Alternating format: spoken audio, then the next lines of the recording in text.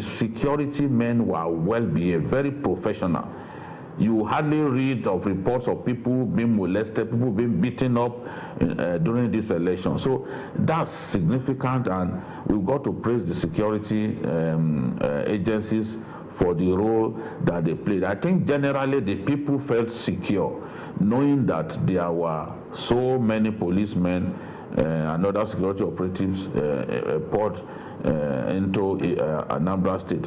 We have to admit that even in spite of that, there were places where you would not even find a single security man. That I find it difficult to explain, that we had such a huge number of security men deployed to Anambra, and in some places polling stations were not even secure. But generally, the people conducted themselves well, and the gunmen were also curtailed, because in the days leading to the election, they were raiding their camps, you know, arresting some of them, putting some of them in custody as a way of preparing.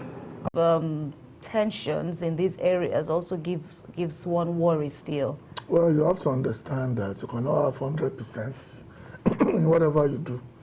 I think the problem in Ihala, as you rightly mentioned, was that of late arrival, and then people resisting that the elections should hold.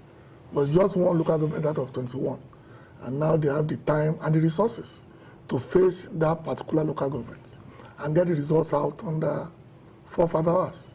I'm sure it's going to be in our folklore for years, the results that will come out of Ihala tomorrow, because the election would not have been postponed or a supplementary election called if the figures available in that local government cannot change the tide of the results going forward. And that, to me, is the most interesting aspect. But the upside is the fact that because of that aspect, every living soul in Nigeria, every journalist on this planet Earth will concentrate on Ihala and ensure that the result is a true reflection of the wishes of the people of that local government. What do you think, Majid? Yeah, I see a bandwagon effect happening in Ihala tomorrow. 140,000 votes at stake.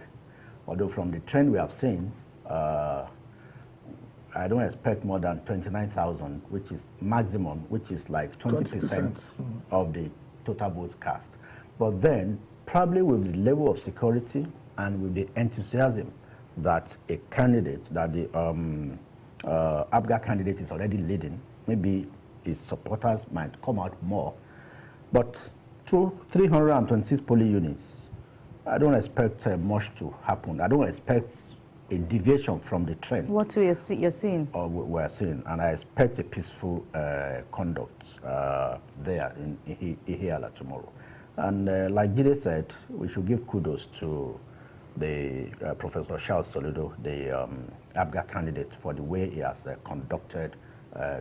He defeated both the APC and the PDP candidates in their local governments.